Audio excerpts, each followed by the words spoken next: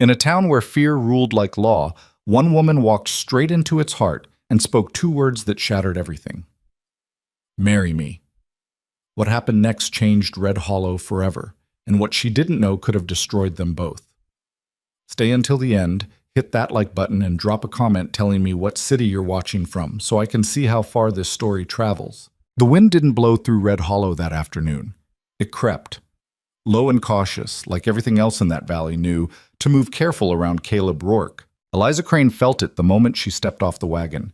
That weighted silence towns get when they're holding their breath. The driver who'd brought her the last 10 miles hadn't said much past the ridge, and when he finally stopped at the edge of the main road, he didn't even look at her.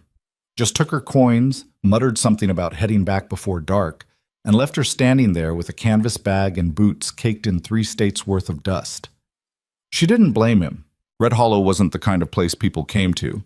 It was the kind they left, or got stuck in, or died trying to escape. The buildings leaned like old men too tired to stand straight. The general store had soap in the window, but no customers. A dog slept in the shade of the saloon steps, ribs showing through its fur.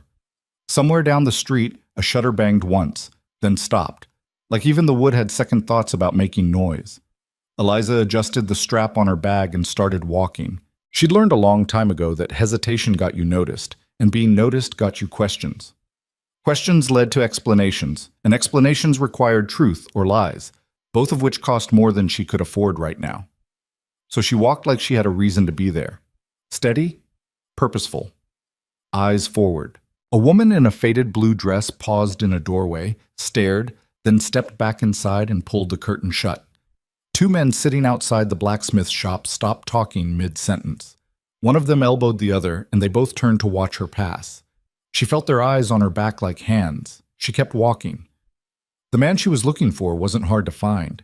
In a town this size, fear had an address. Caleb Rourke stood outside the land office, one shoulder against the post, hat tipped low enough to hide most of his face. He wasn't tall in the way that demanded space. He was tall in the way that took it without asking. Lean, hard-edged, with the kind of stillness that made you think of a knife resting in a drawer. Waiting. Eliza had heard the stories. Everyone had. They followed him like a shadow he couldn't shake, no matter how quiet he kept. A man who'd killed 3 others in a single night. A drifter with no past worth claiming and no future worth trusting. The kind of person towns tolerated because removing him seemed more dangerous than letting him stay. She didn't care about the stories. She cared about the land. Eliza stopped 6 feet away from him, close enough to be heard, far enough to leave room for an exit if this went wrong.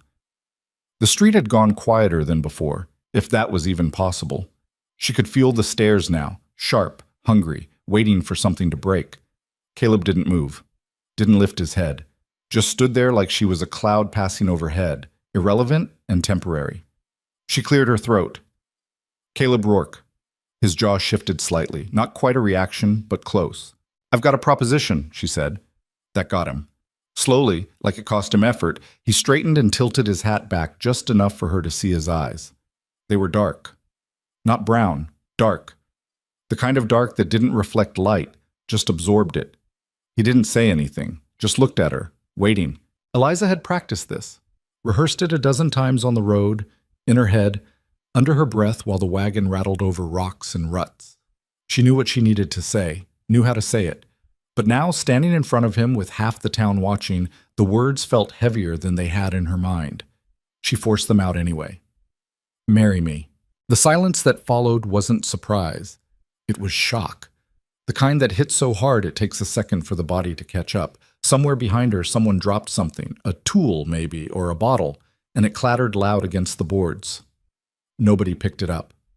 Caleb stared at her, not with confusion, not with anger, just stared, like he was trying to figure out if she was real or if the heat had finally gotten to him. Eliza held his gaze. She didn't flinch, didn't smile, didn't try to soften it with charm or explanation. She just stood there and waited, because backing down now would kill this before it even started. Finally, after what felt like an hour but was probably closer to 10 seconds, Caleb spoke. "Why?" His voice was low, rough, like he didn't use it much. But it wasn't unkind.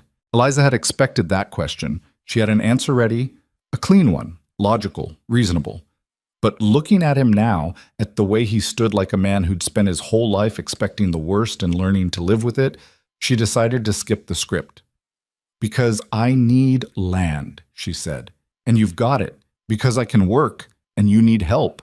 Because a legal partnership protects us both, and neither of us has to pretend it's more than that." Caleb's expression didn't change, but something shifted in his posture. A slight lean, like he was listening closer now. "You don't know me," he said. "No," Eliza agreed, "but I know your reputation, and I know mine's about to be just as bad if I don't figure something out fast." "What makes you think I'd say yes?" "Because you haven't said no yet." That almost got a reaction. Almost. The corner of his mouth twitched, just once, barely visible, and then it was gone. He looked past her, scanning the street. The watchers scattered like roaches when his eyes landed on them. Doors closed. Curtains dropped.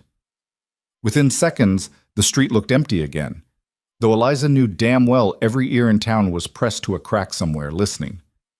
Caleb turned his attention back to her. "You running from something?" "Everyone's running from something," Eliza said.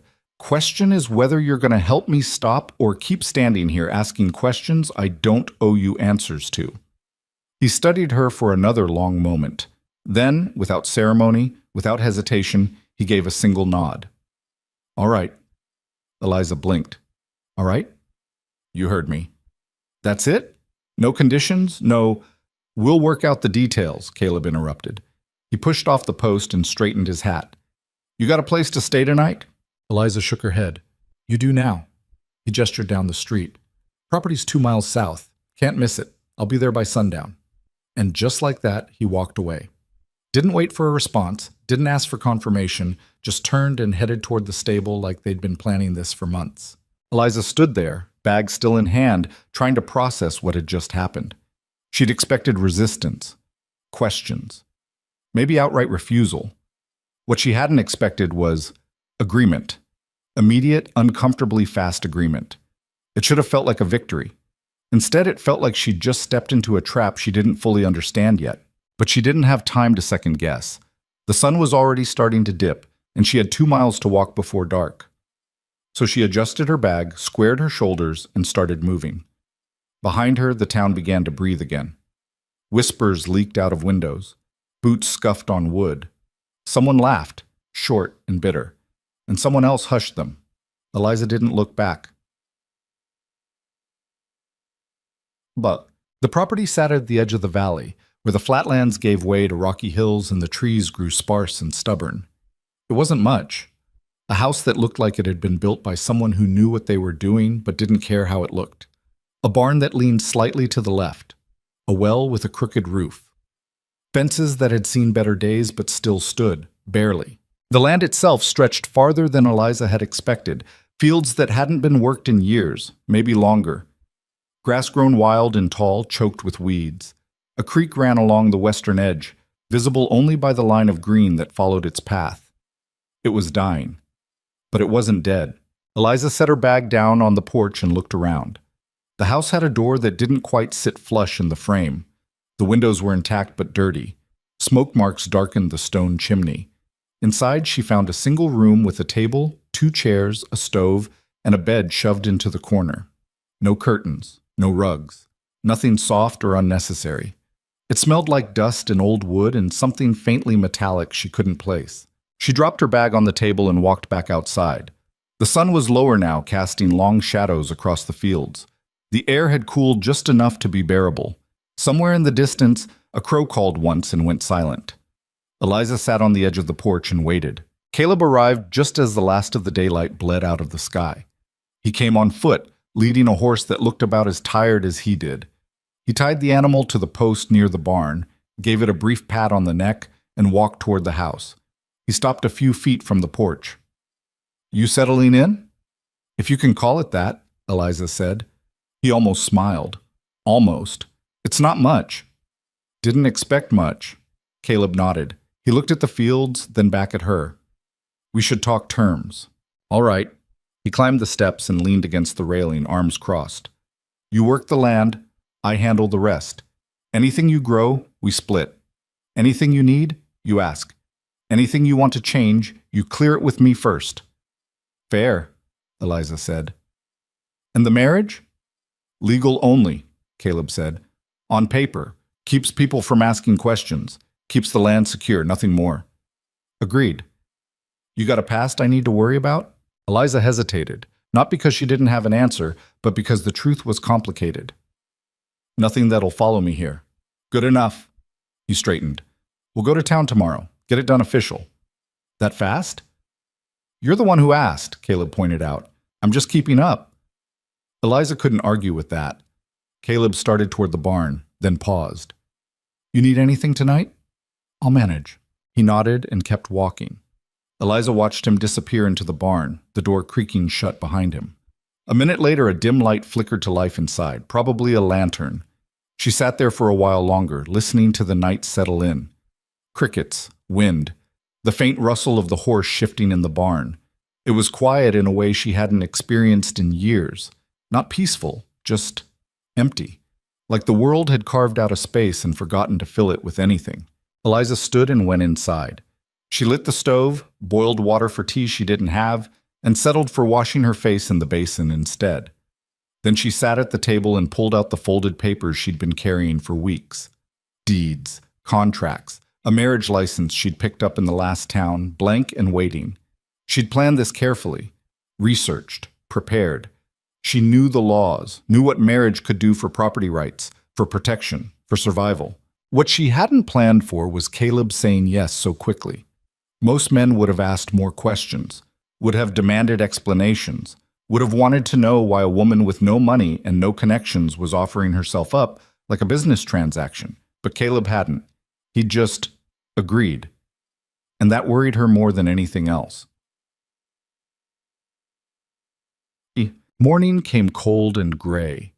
Eliza woke to the sound of something scraping outside. Metal on stone, rhythmic and deliberate. She pulled on her boots and stepped out onto the porch. Caleb was near the barn, sharpening a blade on a whetstone. He worked with the kind of focus that didn't leave room for distraction, each stroke measured and precise. He didn't look up when she approached. Thought you'd sleep longer, he said. Not much of a sleeper. Good. Neither am I. Eliza watched him for a moment. You always this quiet? Mostly. That going to be a problem? Caleb paused, looked up at her, then went back to the blade. Only if you need conversation to feel comfortable. I don't. Then we'll get along fine. Eliza almost laughed. Almost. Instead, she crossed her arms and looked out at the fields. When do we leave for town? An hour, maybe less. I'll be ready. The ride into Red Hollow was quieter than the walk out had been. Caleb drove the wagon, reins loose in his hands, eyes fixed somewhere in the middle distance. Eliza sat beside him, watching the landscape roll by. Dry grass, scattered rocks, the occasional tree clinging to life in soil that didn't want it. They didn't talk. There wasn't anything to say yet. When they reached town, the stares started immediately. Caleb ignored them. Eliza followed his lead. They went straight to the land office, where a clerk with thinning hair and ink-stained fingers looked up from his desk and went pale. Mr. Rourke, the clerk said carefully, what can I do for you? Marriage license, Caleb said, and a deed transfer. The clerk blinked. I'm sorry? You heard me? The man's eyes flicked to Eliza, then back to Caleb. Sir, are you sure? Do I look unsure? The clerk swallowed and reached for a drawer. No, sir, of course not. It took less than 20 minutes. Papers signed, names recorded, witnesses pulled from the street. Two men who looked like they'd rather be anywhere else but didn't dare refuse. The clerk stamped everything with shaking hands, slid the documents across the desk, and cleared his throat. Congratulations, he said, though it sounded more like condolences. Caleb took the papers, folded them once, and tucked them into his coat. Appreciate it. They left without another word. Outside, the sun had burned through the morning haze, turning the street into a furnace. Eliza climbed back onto the wagon, and Caleb followed. As they pulled away, she glanced back at the office. The clerk was already at the window watching them leave, his face pale and tight. They're going to talk, Eliza said. They always do, Caleb replied. Doesn't bother you? Not anymore. Eliza turned forward again. What did you do? To make them scared like that? Caleb didn't answer right away. When he finally did, his voice was flat, empty. What I had to. And that was all he said. Back at the property, Eliza got to work. She didn't wait for permission or instruction. She just started. First the fields, clearing weeds, testing soil, mapping out where water ran and where it pooled. Then the fences, patching gaps with wire and wood scavenged from the barn. Then the well, which needed cleaning and a new rope. Caleb watched from a distance at first. Then he started helping. Not with words or direction, just presence. He'd show up with tools she needed before she asked. He'd haul stones she couldn't lift. He'd work beside her until the sun dropped, then disappear into the barn without a word.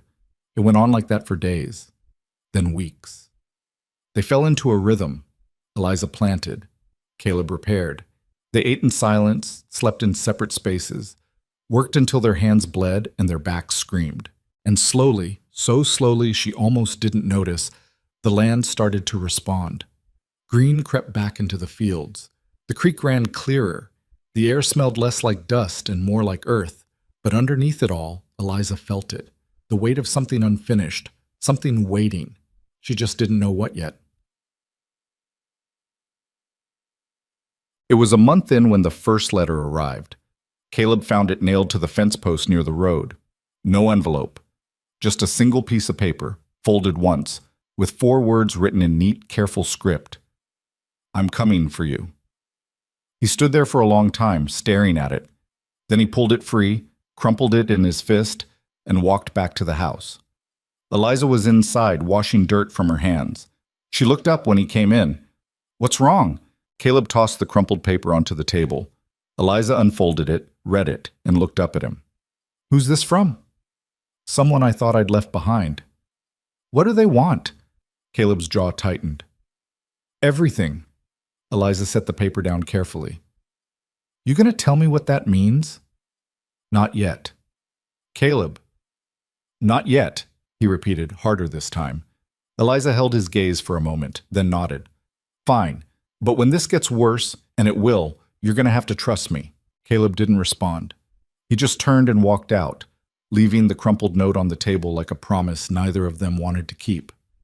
Eliza sat down and stared at the words. I'm coming for you. Whoever sent it wasn't bluffing. She could feel it in her gut. The same instinct that had kept her alive through the last 3 years of running, failing, surviving. Something was coming. Something bad. And for the first time since she'd arrived, Eliza wondered if marrying Caleb Rourke had been the smartest decision she'd ever made. Or the worst. The second letter came 3 days later. This time it wasn't nailed to a post. It was slid under the door sometime before dawn, while the house was still dark and the world outside held its breath between night and morning. Eliza found it when she got up to start the stove, a pale rectangle against the worn floorboards. She picked it up, unfolded it, and read the same 4 words. I'm coming for you. Same handwriting, same paper, same deliberate crease down the middle. Caleb was already outside, working on the fence line near the creek. Eliza pulled on her coat and walked out to meet him. The grass was wet with dew, soaking through her boots before she'd made it halfway across the field. He saw her coming and stopped working, straightened, waited. She held up the paper. Another one. Caleb's face didn't change, but his hands tightened on the post he'd been hammering. He took the note, read it, and handed it back without a word. You're not going to tell me who this is, Eliza said. It wasn't a question. No. Why not? Because knowing won't help. It might help me prepare. Caleb shook his head. You can't prepare for this. Eliza felt her jaw tighten. Try me. He looked at her for a long moment, and she thought maybe, just maybe, he'd actually tell her. But then he turned back to the fence, picked up the hammer, and drove another nail home with 3 clean strikes. We keep working, he said. We keep building. That's what we do. And when whoever this is shows up, then we deal with it. Eliza wanted to argue, wanted to push, but she'd learned enough about Caleb in the past month to know when he'd shut a door. And right now that door was locked, bolted, and barred. So she folded the note, shoved it in her pocket, and went back to work. But the weight of it stayed with her all day, heavy, persistent, like a stone she couldn't shake out of her boot. That night, she sat at the table with the lantern burning low and pulled out the notes. Both of them. She laid them side by side and studied the handwriting, neat, controlled, almost too perfect. Whoever wrote these wasn't angry, wasn't rushed. They were patient, and that scared her more than threats ever could. She heard the barn door creak open and close. A minute later, Caleb's shadow passed the window. He was walking the property again. He did that sometimes, late at night, circling the land like a wolf checking the perimeter. She didn't know if it made him feel safer or just gave him something to do with the fear he wouldn't name. Eliza folded the notes and tucked them into the bottom of her bag. Then she blew out the lantern and lay down on the bed, staring at the ceiling until sleep finally dragged her under. The dreams came fast and mean. Fire, smoke, the sound of wood splintering. She woke gasping, heart pounding, the taste of ash on her tongue even though the air was clear. It took her a full minute to remember where she was. Red Hollow, the property, Caleb's house, safe. For now, she got up, splashed cold water on her face, and stepped outside. The sky was just starting to lighten, pale gray bleeding into the black. Caleb was already awake, sitting on the porch steps with a cup of something hot in his hands. "You sleep at all?" Eliza asked. "Some."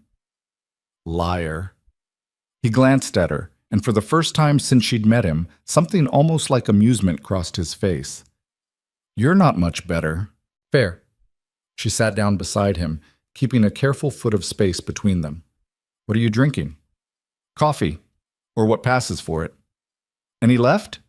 He handed her the cup without a word. She took a sip and immediately regretted it. It tasted like burnt dirt and regret. "Awful," she said. "Yeah." She took another sip anyway. They sat there in silence, passing the cup back and forth, watching the sun climb slow and stubborn over the hills. "You ever go and tell me what you're running from?" Caleb asked eventually. Eliza didn't answer right away. She stared at the horizon, trying to decide how much truth she owed him. They were married on paper, partners in survival, but that didn't mean she had to crack herself open and spill everything. Still, he'd asked. And he didn't ask much. "A fire," she said finally. "About 6 months ago. I was working at a mill in Kansas. Good job, decent pay. Then one night, the whole place went up. Faulty equipment, they said. Bad wiring. Could have happened to anyone." "But it didn't happen to anyone," Caleb said. "It happened to you." "Yeah." Eliza took another sip of the coffee, let the bitterness settle on her tongue. "They blamed me. Said I'd been careless. Said I should have checked the machines better. Didn't matter that I'd flagged the problem 3 times. Didn't matter that the owner ignored every warning. When the smoke cleared and the insurance came knocking, I was the easiest person to point at." "They fire you?" "Worse. They made sure no one else would hire me. Spread word up and down the state that I was reckless, unreliable. By the time I figured out what was happening, I couldn't get work anywhere. Couldn't pay rent, couldn't eat." She handed the cup back. "So I left. Kept moving until I ran out of road. Ended up here." Caleb was quiet for a while. Then, "That why you asked me to marry you? Needed the protection?" "Needed the land," Eliza corrected. "Needed a place to stop running. The marriage was just the cleanest way to make it legal. And you picked me because you figured no one would mess with someone already feared." "Something like that." Caleb nodded slowly. "Smart. Or desperate. Same thing sometimes." Eliza almost smiled. "Almost. What about you? What are you running from?" Caleb set the cup down on the step between them. "Same thing everyone runs from, the past." "That's not an answer." "It's the only one you're getting." Eliza sighed. She'd expected that. Still, it stung a little. "Fair enough." They sat there a while longer, not talking, just existing in the same space. It wasn't comfortable exactly, but it wasn't hostile either. It was something in between, an uneasy truce between two people who'd both learned not to trust easily. Finally, Caleb stood. "We've got work to do." "Always do," Eliza said, and followed him into the day. The next week passed without incident. No more letters, no strangers on the road. Just work. Endless, back-breaking, necessary work. Eliza planted rows of potatoes and beans. Caleb repaired the barn roof. Together they cleared stones from the field and stacked them into a low wall along the eastern edge. The land responded slowly, reluctantly, like it wasn't sure it wanted to come back to life. But it did. bit by bit. Green shoots pushing through hard soil, the creek running clearer each day. Even the air felt different, less stagnant, more alive. Eliza started to think maybe, just maybe, they'd get through this. That whoever had sent those letters had changed their mind, moved on, found someone else to haunt. She should have known better. The stranger arrived on a Thursday. Eliza was in the field, digging irrigation trenches, when she heard the horse. She looked up and saw him coming down the road, a man on a black mare, moving slow and deliberate, like he had all the time in the world and wanted everyone to know it. He wasn't dressed like a drifter, wasn't dusty or ragged. His coat was clean, his hat new, his boots polished. He looked like money, like control, like someone used to getting what he wanted. Eliza straightened, wiped her hands on her pants, and waited. The man stopped at the edge of the property, just outside the fence line. He didn't dismount, just sat there, looking around with the kind of leisurely interest that made her skin crawl. "Help you?" Eliza called out. The man turned his attention to her, smiled. It didn't reach his eyes.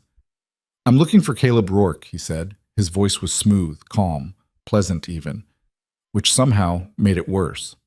"He's not here. I can wait. I'd rather you didn't." The man's smile widened just a fraction. "And you are?" "His wife." That got a reaction. The smile faltered just for a second before sliding back into place. "Is that so?" "It is." "Interesting." He tilted his head slightly, studying her. "Does he know you're out here, playing farmer? Does it matter?" "I suppose not." The man shifted in his saddle, settling in like he planned to stay. "My name is Victor Hale, and you are?" Eliza didn't answer. Victor didn't seem bothered. "I'll be staying in town for a while. When you see your husband, tell him I'd like to have a conversation. At his earliest convenience, of course." "About what?" "Old debts." Victor's smile turned sharp. "And new opportunities." Eliza felt something cold settle in her chest. "He doesn't owe you anything." "Doesn't he?" Victor's eyes glittered. "Well, I suppose we'll see about that." He tipped his hat, turned his horse, and rode back the way he'd come. Slow, unhurried, like a man who knew he'd already won. Eliza watched him until he disappeared over the ridge. Then she dropped the shovel and ran. She found Caleb in the barn, mending a harness. He looked up when she burst through the door, saw her face, and set the leather down immediately. "What happened?"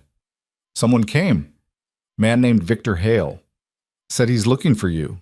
Said something about old debts." Caleb went very still. Not frozen, still. Like every part of him had locked down at once. "What did you tell him?" His voice was flat, empty. "Nothing. Just that you weren't here. He said he'd wait in town, said he wanted to talk." "He's lying." "About what?" "The talking." Caleb stood, moved to the window, looked out at the empty road. "Victor doesn't talk. He takes. And he doesn't stop until there's nothing left to take." Eliza's stomach twisted. "Who is he?" "Someone I thought I had buried." "Caleb, he's not here for conversation," Caleb interrupted. "He's here for blood, or land, or both." "What does he want?" Caleb turned to face her. For the first time since she'd met him, she saw something in his eyes that looked almost like fear. Not of Victor, of what Victor represented. "Everything," Caleb said quietly. "He wants everything." Eliza crossed her arms, tried to keep her voice steady. "Then we don't give it to him." Caleb almost laughed. It was a bitter, hollow sound. "You don't know what you're saying." "I know exactly what I'm saying. This is our land now, legally, on paper. Whatever he thinks he's owed, it doesn't matter anymore. It matters to him. Then we make it not matter." Eliza stepped closer. "You said we'd deal with it when it came. Well, it's here. So let's deal with it." Caleb stared at her for a long moment. Then he shook his head, ran a hand through his hair, and let out a long breath. "You don't understand what he's capable of. So explain it to me." "I can't." "Why not?" "Because if I do, you'll leave." He said it quietly, almost like he didn't mean to say it out loud. "And I don't blame you, but I can't let that happen yet." Eliza felt something shift in her chest. Not sympathy. She didn't do sympathy. But something close. Understanding, maybe. or recognition. She knew what it felt like to carry weight you couldn't share. "I'm not leaving," she said firmly. "Whatever this is, we handle it together." "You don't owe me that." "No," Eliza agreed, "but I owe myself survival, and right now that means standing with you." Caleb looked at her, really looked at her, and for a second she thought he might actually tell her the truth. All of it, the whole ugly story. But then he just nodded once and walked past her, out of the barn, into the fading light. Eliza stood there alone, listening to the silence settle back in. And she made a decision. If Caleb wouldn't tell her what was coming, she'd find out herself. That night, after Caleb had gone to the barn and the house was dark, Eliza saddled the old mare and rode into town. The streets were empty, quiet except for the low hum of voices leaking out of the saloon. She tied the horse outside the general store and slipped around back where the clerk's house sat dark and shuttered. She knocked. Waited. Knocked again. The door cracked open and the clerk's pale face appeared in the gap. His eyes went wide when he saw her. "Mrs. Rourke," he stammered. What are you—" "I need information," Eliza said, "about Victor Hale." The clerk's face went even paler. "I can't. I don't." "You can, and you will." Eliza pulled out a folded bill, more money than she could afford to spend, but worth it if it got her answers. 5 minutes. That's all I'm asking. The clerk stared at the money, then at her, then back at the money. He took it. "Inside," he muttered, and opened the door just wide enough for her to slip through. The house smelled like old paper and tobacco. The clerk led her to a cramped sitting room, gestured for her to sit, and stayed standing near the door like he might bolt any second. "What do you want to know?" he asked. "Everything," Eliza said. "Start with who he is." The clerk swallowed. "Victor Hale he's trouble. The kind you don't walk away from. He came through here about 5 years ago. Said he was a land investor. Bought up properties, made deals, loaned money. But the deals were never fair and the loans always came with strings." "What kind of strings?" "The kind that choke you." The clerk rubbed his face. He'd lend money to farmers who couldn't pay. Then when they defaulted, he'd take the land. Sometimes the house, sometimes worse. He didn't care about the law. He just cared about getting what he wanted. "And Caleb?" Eliza pressed. "What's his connection?" The clerk hesitated. "I don't know all of it, but I know Victor loaned Caleb money once. A lot of it. And Caleb couldn't pay it back." "So Victor owns the land?" "No." The clerk shook his head quickly. "That's the thing. Caleb didn't give it to him. He fought.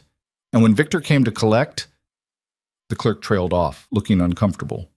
"When Victor came to collect? What?" 3 men showed up. Victor's men. They were supposed to force Caleb off the property." The clerk's voice dropped. "None of them left." Eliza felt her blood go cold. "Caleb killed them. Self-defense," the clerk said quickly. "At least that's what the law ruled. But Victor doesn't forget, and he doesn't forgive. So why now? Why come back after 5 years?" The clerk shrugged helplessly. "I don't know. Maybe he's been waiting. Maybe he's got new leverage. Maybe he just wants revenge. But whatever it is, he's here, and he's not leaving until he gets what he came for." Eliza sat back, processing. "What does he want? The land?" "The land. The pride. The satisfaction of watching Caleb lose." The clerk met her eyes. "Victor doesn't just want to win. He wants to destroy." Eliza stood. "Thank you." "Mrs. Rourke." The clerk grabbed her arm as she moved toward the door. "Be careful.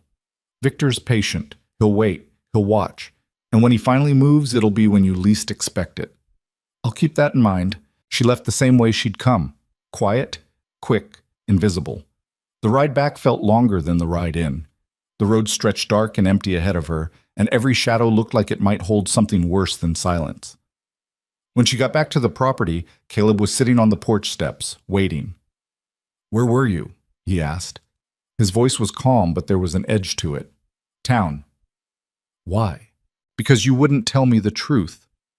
Eliza dismounted, tied the horse, and climbed the steps. "So I found it myself." Caleb's jaw tightened. "You shouldn't have done that." "You're right. You should have told me." Eliza sat down beside him. "Victor loaned you money. You couldn't pay. He sent men. You killed them. Now he's back for round 2. Caleb didn't deny it, just stared out at the dark fields. That about cover it? Eliza asked. Close enough. So what's the plan? There is no plan. Bullshit. Eliza leaned forward, elbows on her knees. You've been carrying this for 5 years. You've been waiting for him to come back. So what's the plan? Caleb was quiet for a long time. Then, I was going to leave. Eliza blinked. What? When he showed up, I was going to pack up and go. Let him have the land. Start over somewhere else. Caleb looked at her. But then you showed up. And now it's not just my land anymore. It's ours. And I can't walk away from that. Good, Eliza said, because I'm not letting you. You don't understand what you're signing up for. Then explain it to me. All of it. No more half-truths. Caleb sighed, rubbed his face, and started talking. He told her about the debt, $20,000, borrowed to save the property after a drought killed 2 years of crops. He told her about Victor's terms, impossible interest, hidden clauses, designed to fail. He told her about the men who came, guns drawn, threats made. He told her about the fight, the blood, the bodies buried in the hills where no one would find them. And he told her about the cost, the isolation, the fear, the way the town looked at him after, like he was something to be locked away, not lived beside. I thought if I stayed quiet, stayed small, he'd forget, Caleb finished. But Victor doesn't forget. Eliza absorbed it all piece by piece. When he was done, she asked the only question that mattered. How much do you still owe? With interest? Close to $40,000. Eliza whistled low. That's a lot. Yeah. And he's going to want it. Or the land. Or both. Eliza leaned back, stared up at the sky. Stars scattered thick and cold across the black. Then we don't give him either. How? I don't know yet. She looked at him. But we'll figure it out, together. Caleb studied her face, searching for doubt, for hesitation, for any sign she didn't mean it. But she did. Every word. Finally, he nodded. All right. All right, Eliza echoed. And for the first time since Victor Hale's name had been spoken, the weight on Caleb's shoulders looked just a little bit lighter. They didn't sleep much that night. Instead, they sat at the table with papers spread between them, deeds, contracts, loan documents Caleb had kept locked in a box under the bed. Eliza read through everything twice, making notes, asking questions, building a map of the problem in her head. By the time the sun rose, she had the shape of a plan. It wasn't perfect. It wasn't even complete. But it was a start. We need to make the land untouchable, she said. Legally. So even if Victor has a claim, he can't take it without a fight. How? Joint ownership. We're already married, so the property's in both our names now. That means any claim he has against you, he has to fight through me too, and I don't owe him a damn thing. Caleb frowned. That won't stop him. No, but it'll slow him down, give us time. Time for what? To find leverage. Eliza tapped the contract. Victor's not clean. Men like him never are. If we dig, we'll find something. A bad deal. A forged document. Something we can use. And if we don't, then we fight dirty. Caleb almost smiled. You'd do that? I didn't come this far to lose now. They spent the next 2 days preparing. Eliza rode back to town, filed the joint ownership papers, made copies of everything. Caleb reinforced the fences, checked the property lines, made sure every inch of their land was accounted for. They worked like soldiers before a battle, focused, deliberate, ready. And then Victor made his move. It started with the water. Eliza went out to the well one morning and found it dry. Not low, dry. She lowered the bucket 3 times, and it came up empty every time. Caleb, she called. He came running, took one look at the well, and cursed under his breath. Someone blocked it, he said. Upstream. Victor? Has to be. They followed the creek north, past the property line, into the hills where the water came from. And there, right where the creek narrowed through a rocky pass, they found it. A dam. Makeshift but effective. Stones and logs piled high, choking off the flow. Caleb stared at it, fists clenched. He's trying to starve us out. Then we tear it down. They worked for hours, hauling stones, pulling logs, breaking the dam apart piece by piece. The The water came rushing back cold and fast, soaking them both. But by the time they were done, the creek was flowing again. Eliza stood on the bank, dripping, breathing hard. He's going to keep doing this. Little things. Wearing us down. I know. So we stop reacting. We start planning. Caleb looked at her, water dripping from his hair, exhaustion written across his face. What do you have in mind? Eliza smiled. It wasn't a kind smile. We set a trap. And for the first time in 5 years, Caleb Rourke let himself believe they might actually win. The trap they set wasn't complicated. Complicated meant more places for things to go wrong, and Eliza had learned a long time ago that simple plans survived contact with reality better than elaborate ones. They started by making noise. Eliza rode into town twice that week, making sure people saw her at the land office, the general store, the post office. She asked questions about water rights, about property boundaries, about legal protections for married landowners. She made sure every conversation happened loud enough for someone nearby to overhear. Word traveled fast in Red Hollow. Always had. By the third day, half the town knew that Caleb Rourke's new wife was digging into land law like her life depended on it. Which, of course, it did. Victor heard. Eliza knew he did because on the fourth day, he showed up at the property again. Same black mare, same polished boots, same patient smile that made her want to put her fist through his teeth. This time, Caleb was there. Eliza saw them from the field, 2 men standing 20 feet apart, neither moving, neither speaking, just staring at each other like the 5 years between their last meeting had collapsed into nothing. She wiped her hands on her pants and walked over, stopping beside Caleb, close enough to make it clear whose side she was on. "Mr. Hale," she said evenly, "didn't expect to see you out here." Victor's smile widened. "Mrs. Rourke, lovely to see you again. I thought I'd stop by and have that conversation with your husband." "I'm listening," Caleb said. His voice was flat, empty of everything except control. "Wonderful." Victor dismounted, slow and deliberate, like he had all the time in the world. "I'll get straight to it then. You owe me money, Caleb, a significant amount. And I've been patient, far more patient than most men would be. But my patience has limits." "The debt was paid," Caleb said. Victor laughed. Actually laughed. "Paid? With what? The bodies of my men?" "Self-defense," the law agreed. "The law?" Victor repeated, like the word tasted funny. "Yes, well, the law and I have different perspectives on justice. You killed 3 people who worked for me. Good men. Men with families." "Men with guns," Caleb corrected, "who came onto my property with intent to harm." "Semantics." Victor waved a hand dismissively. "The point is you owe me, and I intend to collect, too." Eliza stepped forward. "The land's in both our names now. Joint ownership. Any claim you have, you'll need to prove in court." Victor turned his attention to her, and for the first time the smile slipped just a little. "You've been busy." "I have." "Clever." He looked her up and down, appraising. "Marrying him to complicate things. I admire the strategy, but it won't work." "Why not?" "Because the debt predates the marriage, which means the lien predates your ownership. In the eyes of the law, I have first claim." Victor pulled a folded document from his coat and held it up. "I've already filed the paperwork. This land is mine. You just don't know it yet." Eliza felt her stomach drop, but she kept her face neutral. "We'll see what a judge says." "Oh, we will." Victor tucked the paper back into his coat. "But judges take time, months sometimes. And in the meantime, I wonder how long you'll last out here with no water, no credit, and a town that's too afraid to help you." "We'll manage," Caleb said. "Will you?" Victor's smile returned, colder now.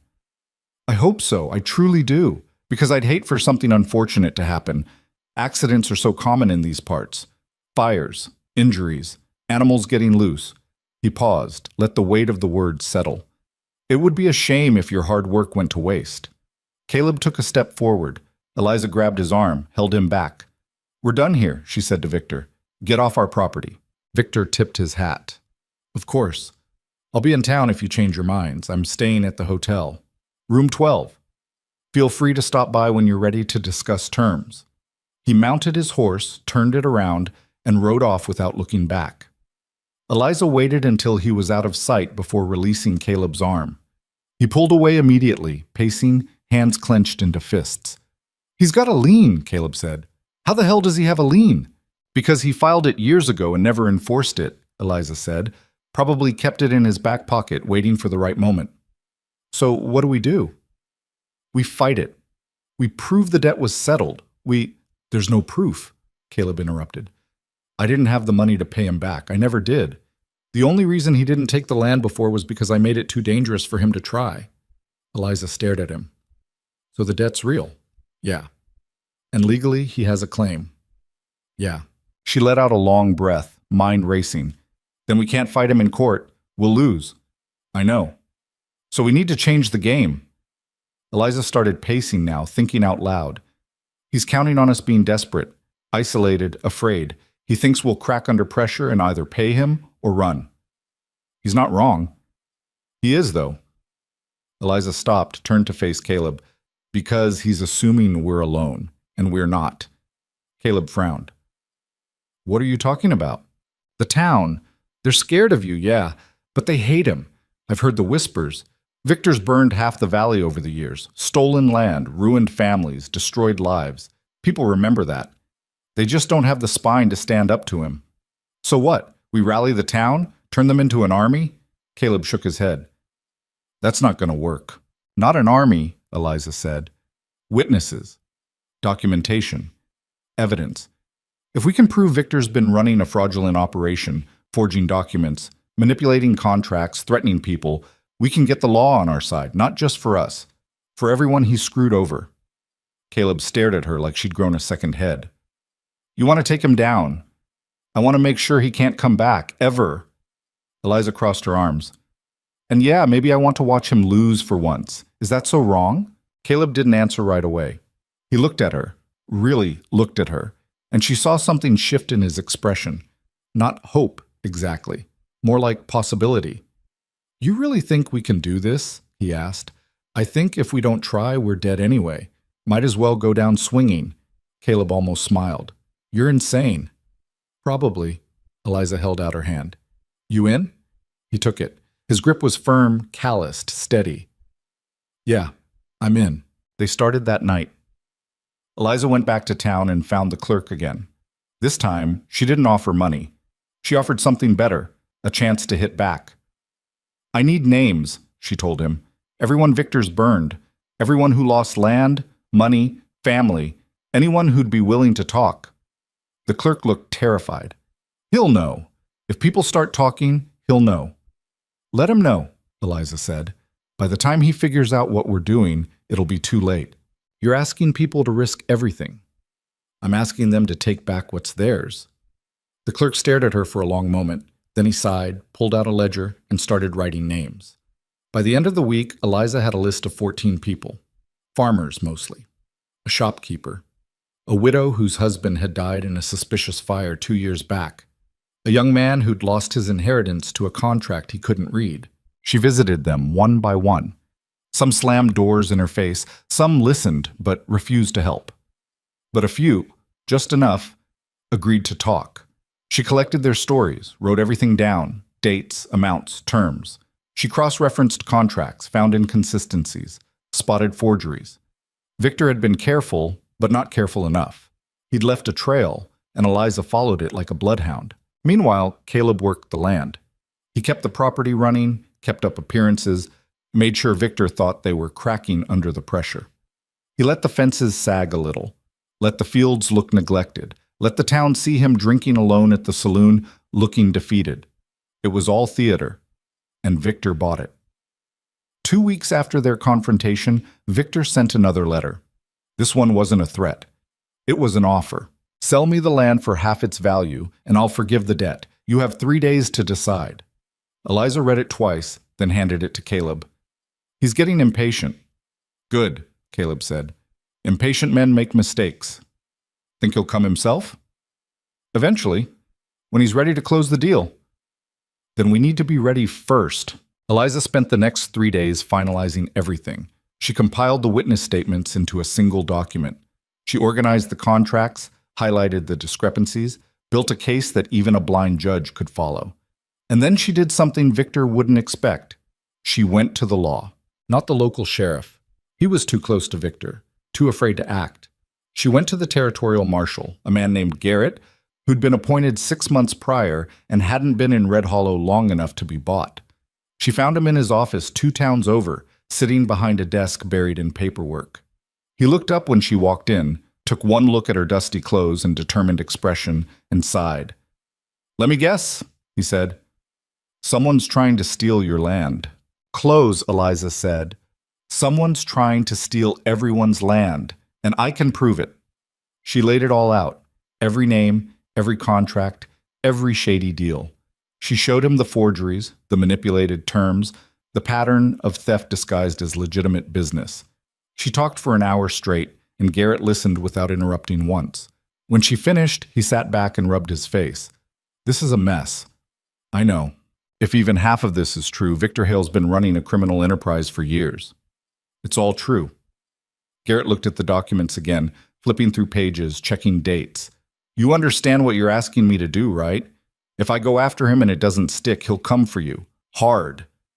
"He's already coming for us," Eliza said. "At least this way we hit first." Garrett studied her for a long moment. Then he nodded. "All right, I'll look into it. But I need time. A week, maybe 2. "We don't have 2 weeks." "Then stall him." Eliza stood. "I'll do what I can." "Mrs. Rourke?" Garrett called after her. She turned. "You've got guts. I'll give you that.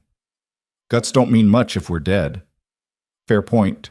She rode back to Red Hollow as fast as the horse would take her. By the time she got home, the sun was setting, painting the sky in shades of orange and red that looked too much like fire for comfort. Caleb was waiting on the porch. "How'd it go?" "He's in, but he needs time." "How much?" "A week, maybe 2. Caleb swore under his breath. "Victor's deadline is tomorrow." "I know." "So what do we do?" Eliza climbed the steps, sat down beside him. "We buy time, however we can." The next morning, Victor showed up right on schedule. He rode onto the property like he owned it, dismounted, and walked straight to the house without knocking. Eliza met him at the door. "You're early." "I'm punctual," Victor corrected. He looked past her into the house. "Where's Caleb?" "Around?" "I'd like to speak with him, finalize our arrangement." "There's no arrangement." Victor's smile thinned. "The deadline was today." "And our answer is no." For the first time, Victor's composure cracked. Just a little. His jaw tightened and something cold flickered in his eyes. "You're making a mistake." "Maybe, but it's ours to make." Victor took a step closer. Close enough that Eliza could smell the pomade in his hair, the leather of his coat. "I've been patient with you, both of you, but patience has limits, and you've just reached mine." "Then I guess we'll see what happens next," Eliza said. Victor stared at her, and for a second she thought he might actually do something violent, but then he stepped back, smoothed his coat, and smiled again. "You will," he said quietly, "sooner than you think." He turned and walked back to his horse. Before mounting, he looked back at her one last time. "I gave you a chance to walk away," he said. "Remember that." Then he rode off, and Eliza knew that the real fight was about to begin. It started that night. Eliza woke to the smell of smoke. Not thick, not close, but there, faint and sharp, drifting through the cracks in the walls. She bolted upright, grabbed her boots, and ran outside. The barn was on fire. Not engulfed, not yet, but burning. Flames licked up the side wall, crackling and hissing, fed by the dry wood and old hay inside. Caleb was already there, hauling water from the well, throwing it at the flames with a desperation that told her this wasn't the first fire he'd fought. Eliza ran to help. They worked side by side, bucket after bucket, until the fire was out and all that remained was charred wood and the stink of burnt straw. Caleb stood there, chest heaving, face smudged with ash. "He's sending a message." "I know. Next time it'll be the house, or the fields." "I know." Caleb turned to her, and she saw something in his eyes she hadn't seen before. Not fear, fury, raw, boiling, barely contained. "We can't wait for the marshal," he said. "We have to end this now." How? I don't know, but I'm done playing defense. Eliza understood. She felt it too. The rage, the frustration, the need to do something, anything, to stop feeling like prey. But rushing in blind would get them killed. We stick to the plan, she said firmly. We've got witnesses. We've got evidence. The marshal's on our side. All we need is a little more time. And if Victor burns us out before then we rebuild. But we don't give him what he wants. Caleb stared at the ruined barn, jaw working. Finally, he nodded. All right. We wait. But if he touches you, if he so much as looks at you wrong, I'm done waiting. Deal. They spent the rest of the night watching the property, taking turns, making sure nothing else caught fire. By the time the sun came up, they were exhausted, filthy, and running on fumes. But they were still standing. And that, Eliza figured, had to count for something. The next few days were tense. Every sound made them jump. Every shadow looked like a threat. Victor didn't show himself, but his presence was everywhere. In the way the town avoided eye contact, in the whispers that followed them, in the creeping certainty that something worse was coming. Then, on the 5th day, the marshal arrived. Garrett rode into Red Hollow with 2 deputies, went straight to the hotel, and arrested Victor Hale in his room. Eliza didn't see it happen, but she heard about it from the clerk, who came running to the property with the news. They took him, the clerk gasped, out of breath. The marshal and his men. They arrested him right there in front of everyone, said he was under investigation for fraud, theft, and extortion. Eliza felt something loosen in her chest. Not relief, not yet, but close. Did he fight? No, he just smiled, like he'd expected it. The clerk shook his head. Scared the hell out of me. Eliza thanked him and sent him on his way. Then she found Caleb in the field and told him the news. He didn't celebrate, didn't smile, just nodded once and went back to work. You don't seem surprised, Eliza said. I'm not, Caleb replied. Men like Victor don't go down easy. He's already planning his next move. So are we. Caleb looked at her. You really think this is over? No, Eliza admitted, but it's a start. 2 days later, Victor posted bail and walked out of the marshal's office like nothing had happened. He didn't come back to Red Hollow right away. Instead, he sent his lawyer, a sharp-eyed man in a suit that cost more than most people made in a year. The lawyer showed up at the property with papers. Lots of papers. Mr. Hale is prepared to drop all claims against this land, the lawyer said, in exchange for a formal settlement, $20,000, payable immediately. Eliza laughed, actually laughed. We don't have $20,000. Then Mr. Hale will see you in court. Let him. The lawyer raised an eyebrow. You're confident. I'm informed. The lawyer studied her for a moment, then tucked the papers back into his case. Suit yourself, but I'd advise you to reconsider. Court cases are expensive, time-consuming, and they don't always go the way you expect. We'll take our chances. The lawyer tipped his hat and left. Eliza watched him go, then turned to Caleb. We're going to need more witnesses and better proof. We've got enough. Not for a jury, not against a man like Victor. Eliza started pacing. We need something he can't deny. Something that proves he's been operating outside the law. Like what? I don't know yet, but I'll find it. And she did. It took another week of digging, another round of interviews, another stack of documents. But finally, buried in the records of a foreclosed property 3 towns over, Eliza found it. A contract, signed by Victor, with a date that didn't match the official filing, and a clause that had been added after the signature. Forgery, clear as day. She brought it to Garrett, and he brought it to the judge. 3 days later, the case against Victor expanded from fraud to criminal forgery.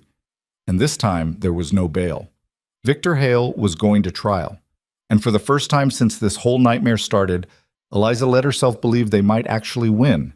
The trial was set for 3 weeks out, which meant 3 weeks of waiting, working, and watching their backs. Victor might have been locked up, but his reach extended far beyond the bars of a jail cell. Eliza learned that the hard way when their credit at the general store was suddenly cut off. She walked in with a list: flour, salt, nails, lamp oil, and the shopkeeper wouldn't even look at her. Can't help you, he muttered, restocking shelves that didn't need restocking. Why not? Just can't. Eliza set her hands on the counter. Did someone tell you not to sell to us? The shopkeeper's face went red. He still wouldn't meet her eyes. Look, Mrs. Rourke, I got a business to run. And if certain people don't want me doing business with certain other people, well, I got to think about my livelihood. Victor's in jail. For now. The shopkeeper finally looked at her, and she saw fear there, real, bone-deep fear. But men like him don't stay down. And when he gets out, I don't want him remembering I helped you. Eliza wanted to argue, wanted to tell him that standing together was the only way any of them would survive Victor's reach. But she understood fear, had lived with it herself long enough to recognize when it had its hooks in someone. So she just nodded, picked up her empty basket, and walked out. Caleb was waiting outside with the wagon. He took one look at her face and knew. They cut us off. Yeah. He didn't curse, didn't punch anything, just climbed onto the wagon and flicked the reins. They rode in silence back to the property, and Eliza spent the whole ride calculating what they had left. Enough food for maybe 2 weeks if they stretched it. Enough supplies to keep the place running for a month, tops. After that, they'd be scraping by on hope and stubbornness. When they got home, Caleb unhitched the horse and Eliza went inside to take inventory. She was in the middle of counting potatoes when she heard hoofbeats outside. Multiple horses, moving fast. She grabbed the rifle from above the door and stepped onto the porch just as 4 riders came into view. Her finger found the trigger, but then she recognized the man in front. Marshal Garrett. She lowered the rifle but didn't set it down. Garrett noticed but didn't comment. He dismounted, and his deputies did the same, though they kept their distance, eyes scanning the property like they expected trouble to jump out of the barn. Marshal, Eliza said, didn't expect to see you out here. Needed to talk to you both. Away from town. Garrett glanced around. Caleb here? I'm here. Caleb emerged from the barn, wiping grease from his hands. He looked at the deputies, then at Garrett. Something wrong? Depends on your perspective. Garrett pulled a folded paper from his coat. Victor's lawyer filed a motion this morning. Wants the case dismissed. Claims all the evidence was obtained through coercion and fraud. Eliza felt her stomach drop. That's not true. I know it's not true. You know it's not true. But his lawyer's good and he's got the judge's ear. There's a hearing tomorrow to determine if the evidence is admissible. And if the judge rules it's not, then the case falls apart. Victor walks, and everything you've built, all the witness statements, all the documentation, becomes worthless. Caleb stepped forward. What do you need from us? Testimony, both of you. The judge needs to hear directly from the people who gathered the evidence, needs to understand why they came forward. Garrett looked at Eliza. Especially you. You're the one who put this together. If anyone can convince the judge it was done legitimately, it's you. Eliza's mind was already racing ahead, planning what to say, how to say it, what arguments Victor's lawyer would throw at her. When's the hearing? Tomorrow, 10 in the morning, county courthouse. We'll be there. Garrett nodded, started to turn away, then stopped. One more thing. Victor's been talking, says he's got witnesses of his own. People who'll testify that you and Caleb threatened them into giving statements. That's a lie, Eliza said. I believe you, but the judge doesn't know you. And Victor's got money, which means he's got credibility. You're going to need more than just your word. What do you suggest? Bring the witnesses, the real ones. Let them tell their own stories. Garrett climbed back onto his horse. And Mrs. Rourke, be ready. Victor's lawyer is going to try to tear you apart tomorrow. Don't let him. He rode off with his deputies, leaving a cloud of dust and a knot of anxiety in Eliza's chest. Caleb came to stand beside her. You think they'll come? The witnesses? I don't know, but we have to try. They spent the rest of the day writing out to every person who'd given a statement. Some agreed immediately. Others needed convincing. A few flat out refused, too scared of what Victor might do if he walked free. By sunset, they had 6 people willing to show up. It wasn't everyone, but it was enough. Maybe. That night, Eliza couldn't sleep. She lay in bed, staring at the ceiling, going over every detail, every piece of evidence, every possible question Victor's lawyer might ask. She must have rehearsed her testimony 100 times in her head, tweaking words, adjusting emphasis, trying to find the version that sounded most convincing. Around midnight, she gave up on sleep and went outside. Caleb was already there, sitting on the porch steps, staring out at the dark fields. Can't sleep either? She asked. Not really. She sat down beside him. The night was cool, quiet except for the occasional rustle of wind through dry grass. For a while, neither of them spoke. Finally, Caleb broke the silence. What happens if we lose tomorrow? Eliza didn't answer right away. She'd been avoiding that question, pushing it to the back of her mind, because thinking about it made the fear too real. If we lose, she said slowly, then Victor's case gets thrown out. He walks free, and he comes after us with everything he's got. And we run, or we fight. Caleb looked at her. You'd stay, even if we lose? I didn't come this far to quit now. Eliza picked at a splinter in the wood. Besides, where would I go? I've got nothing left except this place, this land, this partnership. It's more than a partnership now. Eliza glanced at him. What do you mean? Caleb hesitated like he was trying to find the right words. When you first showed up and asked me to marry you, I thought it was just business, a transaction. But it's not anymore. At least not for me. Eliza's throat tightened. She didn't know what to say to that. Didn't know if she was ready to admit that somewhere along the way, this had stopped being about survival and started being about something else. So she just nodded. Yeah, me too. They sat there in the dark, shoulders almost touching, and for the first time in months, Eliza felt something close to peace. It didn't last. Morning came cold and gray. They dressed in their cleanest clothes, which still looked worn and faded compared to what people wore in the city, and rode into town. The courthouse was a squat brick building with narrow windows and a sagging roof. A small crowd had already gathered outside, people drawn by the promise of drama and scandal. Eliza recognized a few faces. The shopkeeper who'd cut off their credit, the clerk from the land office. Others she'd seen around town but never spoken to. They all watched as she and Caleb climbed down from the wagon, their expressions ranging from curious to hostile. Inside, the courtroom smelled like old wood and stale air. The benches were packed. Victor sat at the front with his lawyer, looking calm and composed, like this was just another day at the office. He glanced back when they entered, and for a brief second his eyes met Eliza's. He smiled. Eliza didn't smile back. She just walked to the front and took her seat, Caleb beside her. The judge entered a few minutes later, a tired-looking man with graying hair and spectacles that kept sliding down his nose. He banged the gavel once, called the court to order, and got straight to business. We're here to determine the admissibility of evidence in the case against Mr. Victor Hale, the judge said. Mr. Thornton, you filed the motion. Proceed. Victor's lawyer stood. He was younger than Eliza expected, maybe 30, with slicked back hair and a suit that probably cost more than her wagon. When he spoke, his voice was smooth, confident, practiced. Your Honor, the evidence presented by the prosecution was obtained through questionable means.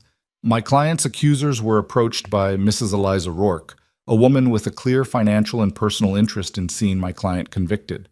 She offered incentives, made promises, and in some cases issued threats to secure testimony. That's not true, Eliza said. The judge raised a hand. You'll have your chance to speak, Mrs. Rourke. Thornton continued. Furthermore, many of the so-called victims who provided statements have since recanted, claiming they were pressured into making false accusations. Marshal Garrett stood. Your Honor, I've seen no evidence of recantations. Because they're afraid to come forward, Thornton said smoothly. Afraid of retaliation from Mrs. Rourke and her husband, who, I should note, has a documented history of violence. Murmurs rippled through the courtroom. The judge banged his gavel. Order. Mr. Thornton, do you have witnesses to support these claims? I do, Your Honor. Thornton called his first witness, a farmer Eliza recognized. A man she'd spoken to 3 weeks ago, who told her about losing his land to Victor in a crooked deal. The man had been angry then, bitter, ready to testify. Now he looked terrified. Thornton led him through a series of questions, each one designed to paint Eliza as manipulative and desperate. The farmer answered in a shaky voice, saying yes, she'd offered him money. Yes, she'd said things would go better for him if he helped. Yes, he felt pressured. Every word was a lie and Eliza wanted to scream. But she sat still, hands clenched in her lap, and let it happen. When Thornton finished, Garrett had his chance to cross-examine. He asked the farmer if Eliza had threatened him. The farmer hesitated, then said no. Asked if she'd actually given him any money. The farmer admitted she hadn't. Asked if anyone had forced him to sign a statement. Again, no. By the end, the farmer's testimony was shaky at best. But the damage was done. The seed of doubt had been planted. Thornton called 2 more witnesses. Both told similar stories. Both recanted their statements. Both looked like they'd been coached within an inch of their lives. Eliza felt the case slipping away. Then it was her turn. Garrett called her to the stand, and she walked up on legs that felt like jelly. The bailiff swore her in, and she sat down, facing the courtroom, feeling every eye on her. Garrett started with easy questions. Her name, where she lived, how long she'd been in Red Hollow. Then he moved to the evidence. Mrs. Rourke, can you tell the court how you came to gather statements from Mr. Hale's alleged victims? Eliza took a breath. I went to each person individually. I explained that I was building a case against Mr. Hale and asked if they'd be willing to share their experiences. I didn't offer money. I didn't threaten anyone. I just listened. And why did they agree to talk to you? Because they were tired of being afraid, tired of watching Victor Hale take everything from them and get away with it. Eliza looked at the judge. These people didn't come forward because I pressured them. They came forward because someone finally gave them a chance to tell the truth. Garrett nodded. Thank you, Mrs. Rourke. Then it was Thornton's turn.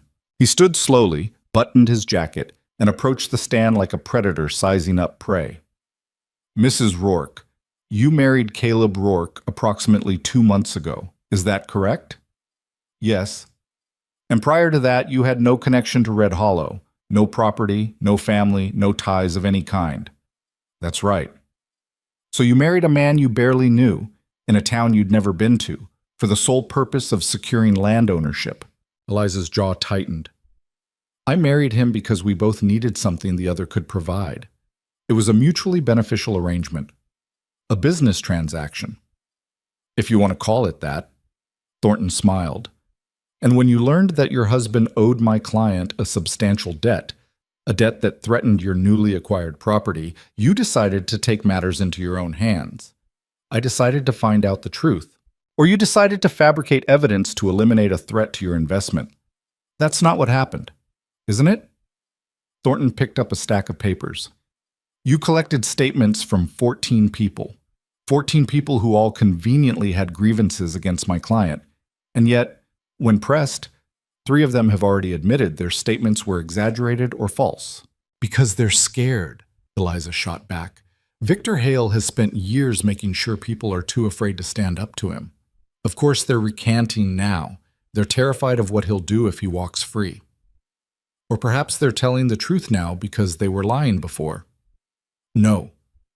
Mrs. Rourke, isn't it true that you have no legal training, no investigative experience, and no authority to conduct the kind of inquiry you undertook? I don't need authority to ask questions, but you do need credibility to present those questions as evidence. And given your personal stake in this case, I'd argue your credibility is highly suspect. Garrett stood. Objection. Counsel is badgering the witness. Sustained, the judge said. Move on, Mr. Thornton. But Thornton had made his point. Eliza could see it in the judge's face, in the way he was looking at her now, not with hostility exactly, but with doubt. Thornton asked a few more questions, each one designed to chip away at her credibility. By the time he finished, Eliza felt like she'd been picked apart and reassembled wrong. She stepped down and returned to her seat. Caleb leaned close. You did good. Didn't feel like it. Next, Garrett called the witnesses, the real ones. The people who'd agreed to come despite the fear, despite the risk. A widow named Clara, who'd lost her home to one of Victor's contracts. A young farmer named Ben, who'd been cheated out of his inheritance. An older man named Hugh, who'd watched Victor ruin his brother and hadn't been able to stop it. One by one, they told their stories. And one by one, Thornton tore into them, pointing out inconsistencies, questioning their memories, suggesting they had ulterior motives. It was brutal, efficient, effective. By the time the last witness stepped down, Eliza wasn't sure they'd convinced anyone of anything. The judge called a recess. Eliza and Caleb stepped outside, needing air, needing space. The crowd had grown. People lingered, talking in low voices, stealing glances at them. We're losing, Eliza said quietly. Not yet. Caleb, you saw what happened in there. Thornton's good, too good. and the judge is buying it. Then we give him something he can't ignore. Eliza turned to him. Like what? Caleb looked back toward the courthouse. The truth. All of it. What are you talking about? Victor wants to make this about you, about your credibility. Fine. Let him. But then I'll tell my side. I'll tell them what Victor did 5 years ago, what his men tried to do, what I had to do to survive. Caleb, that'll just make you look, dangerous? Violent? Caleb's jaw tightened. I am dangerous, I am violent, but I'm also telling the truth, and maybe that'll be enough. Before Eliza could argue, the bailiff called them back inside. The judge returned to the bench. Mr. Garrett, do you have any further witnesses? Garrett stood. One more, Your Honor. I'd like to call Caleb Rourke to the stand. The courtroom went silent. Victor's expression didn't change, but his lawyer looked surprised. Caleb stood, walked to the stand, and was sworn in. He sat down, and for the first time since the hearing started, the room felt charged with something more than legal maneuvering. This was personal. Garrett started with the basics: name, occupation, how long he'd lived in Red Hollow.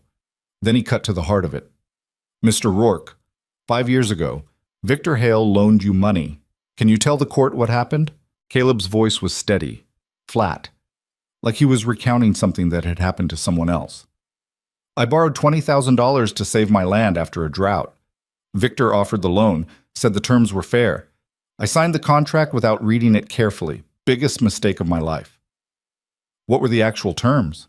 30% interest, compounded monthly. Payments due every 60 days. If I missed one, the entire debt became due immediately, and if I couldn't pay, Victor had the right to seize the property. Did you miss a payment? No, but Victor claimed I did, said I was 3 days late. I wasn't, but he had paperwork that said otherwise. And then? Caleb's hands tightened on the armrests. He sent 3 men to take the land. They showed up with guns, told me to pack my things and leave. I refused. They drew on me. I defended myself. And all 3 men died. Yes. The courtroom was so quiet Eliza could hear her own heartbeat. Thornton stood. Your Honor, this is irrelevant to... It's entirely relevant, Garrett interrupted. It establishes a pattern of behavior. Victor Hale uses contracts to trap people, then uses force to take what he wants. The judge considered. I'll allow it. Continue. Garrett nodded. Mr. Rourke, after that incident, did Victor Hale pursue legal action against you? No, because he knew if it went to court, people would see what he'd been doing. So he waited, bided his time, and now he's back. Thornton stood for cross-examination. He didn't waste time. Mr. Rourke, you killed 3 men in self-defense. So you claim, but there were no witnesses, no one to corroborate your story except you. The law ruled it justified. The law ruled there wasn't enough evidence to prosecute. That's not the same thing. Thornton leaned against the bench. Isn't it possible you attacked those men, that you were the aggressor? No. Isn't it possible you're lying now to protect yourself and your wife? Caleb's eyes went hard. I've done a lot of things I'm not proud of, but I don't lie. Not about this. Thornton smiled. Of course not. The cross-examination went on, but Caleb didn't budge, didn't falter. He answered every question with the same flat, unshakable certainty, and by the end, Thornton looked frustrated. When Caleb stepped down, Eliza caught his eye. He gave her a small nod. The judge called both lawyers forward. They argued for another 20 minutes. Thornton insisting the evidence was tainted, Garrett arguing it was solid. Finally, the judge held up a hand. Enough? I've heard enough. He removed his spectacles, cleaned them, put them back on. This court will take a 30-minute recess.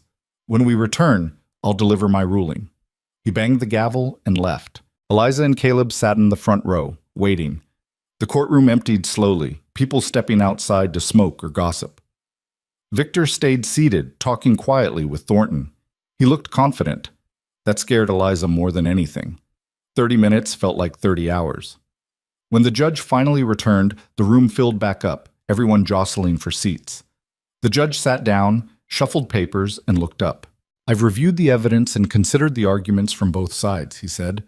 The question before this court is whether the evidence gathered by Mrs. Rourke and presented by Marshall Garrett was obtained through legitimate means or through coercion and fraud. Eliza held her breath.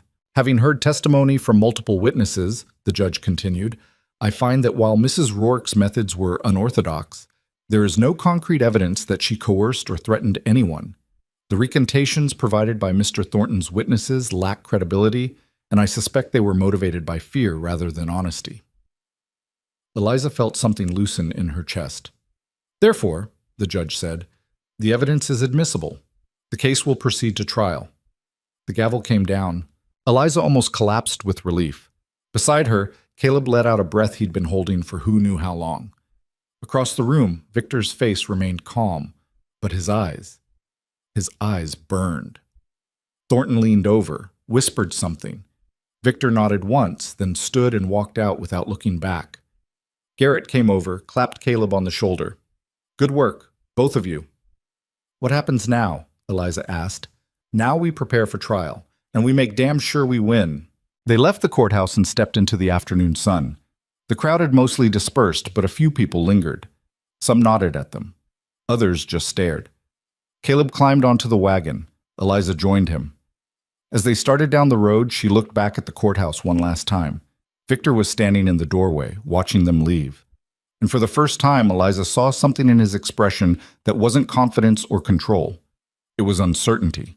They'd rattled him, actually rattled him. And that, Eliza thought, was a damn good start. The trial date was set for 6 weeks out, which gave Victor plenty of time to make their lives difficult. He didn't disappoint. First, the fences went down. Not cut, that would have been too obvious. Just loosened at the posts, strategic enough that the cattle from the neighboring property wandered onto their land and trampled 2 rows of beans before Caleb could drive them back. Then the well water turned foul. Something dead had been dropped in. A rat, maybe, or a rabbit. Eliza spent half a day hauling buckets up and dumping them until the water ran clear again. Small things. Annoying things. The kind of harassment that wore you down without giving you anything solid enough to take to the law. Caleb wanted to ride into town and confront Victor directly. Eliza talked him out of it. That's what he wants, she said. He wants you to lose your temper. Give him an excuse to claim you're violent, unstable. We can't give him that. So we just take it? We document it. Every incident, every act of sabotage. And when we get to trial, we show the judge exactly who Victor Hale is. Caleb didn't like it, but he agreed. So they kept their heads down and kept working, fixing what Victor broke, replanting what he destroyed, refusing to crack under the pressure. But it was hard. Harder than Eliza wanted to admit. Some nights she'd lie awake listening to the wind and wondering if they were fighting a battle they couldn't win. Victor had money, connections, a lawyer who could twist words like a magician pulling rabbits from a hat. They had grit and stubbornness and a stack of witness statements that might not hold up under cross-examination. It didn't feel like enough. 3 weeks before the trial, Eliza rode into town to pick up supplies. The shopkeeper still wouldn't sell to her directly, but she'd found a workaround. A woman named Sarah, who ran a small boarding house on the edge of town and didn't care what Victor thought. Eliza was loading flour and coffee into her saddlebag when she heard the commotion. Shouting. The sound of something breaking. She turned and saw a crowd gathering outside the saloon. She tied off the bag and walked over. People parted when they saw her coming, some out of respect, most out of fear of being associated with her. She pushed through to the front and saw Marshal Garrett standing in the middle of the street, facing down 3 men she didn't recognize. I said back off, Garrett was saying, voice tight with control. This doesn't concern you. One of the men, tall, bearded, mean-looking, spat into the dust. You arrested our boss, made it our concern. Your boss is awaiting trial. That's how the law works. Your law, the man sneered. Not ours. Garrett's hand moved toward his gun. Don't. The man smiled. Or what? You gonna shoot me? 3 against 1? In front of all these witnesses? Eliza didn't think. She just moved, stepped out of the crowd, walked straight up to Garrett's side, and pulled the rifle from her shoulder strap. 3 against 2 now, she said. The bearded man's eyes flicked to her. You're Rourke's woman.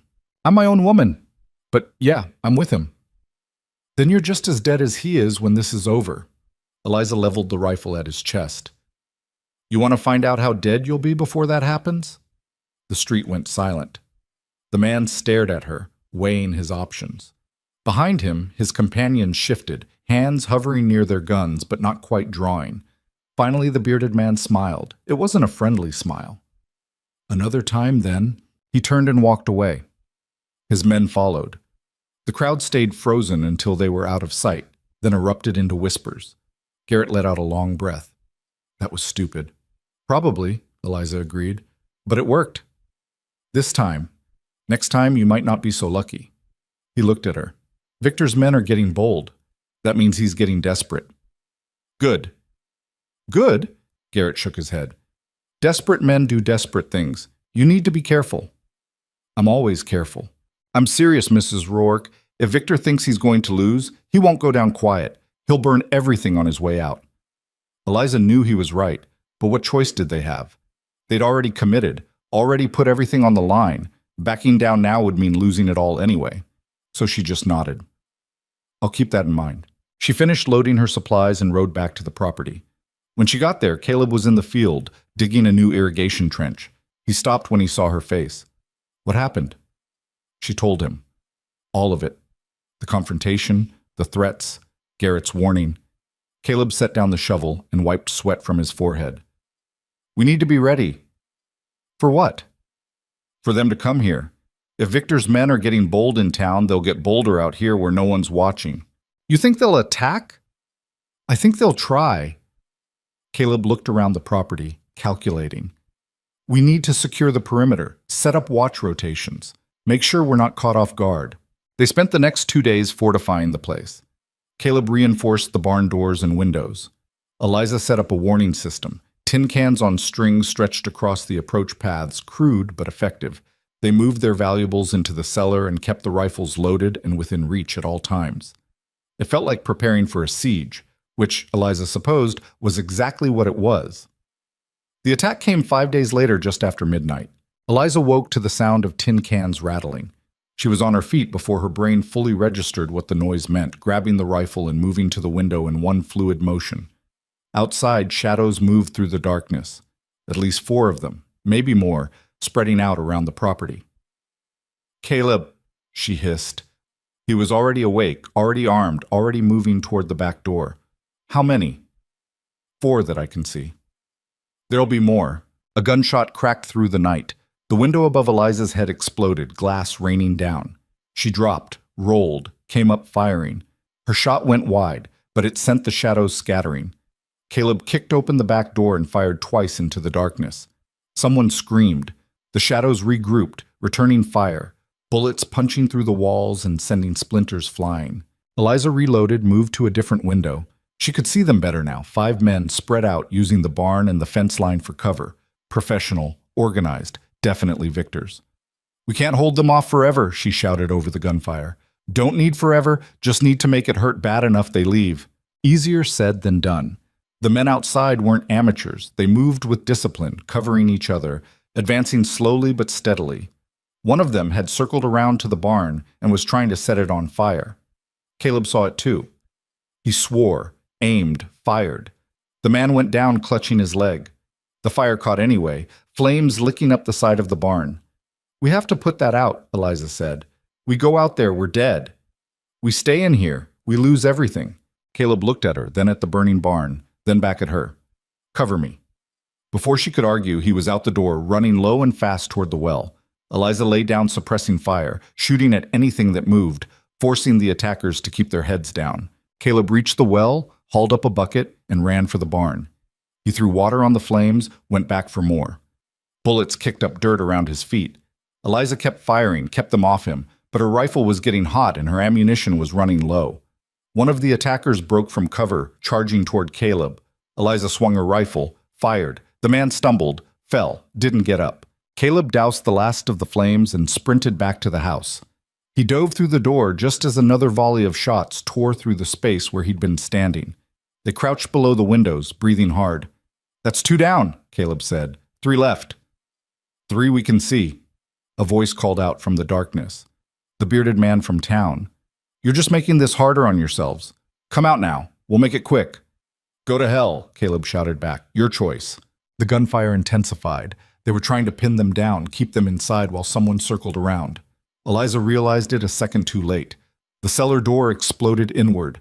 A man came through, gun raised. Eliza spun, fired, hit him in the shoulder. He fell back, cursing, but didn't drop his weapon. Caleb was on him in an instant, tackling him, wrestling for the gun. They crashed into the table, broke apart, came together again. Caleb got his hands on the gun, twisted, and it went off once, twice, and then the man went limp. Outside, the shooting stopped. Eliza ran to the window, rifle ready, but the shadows were retreating.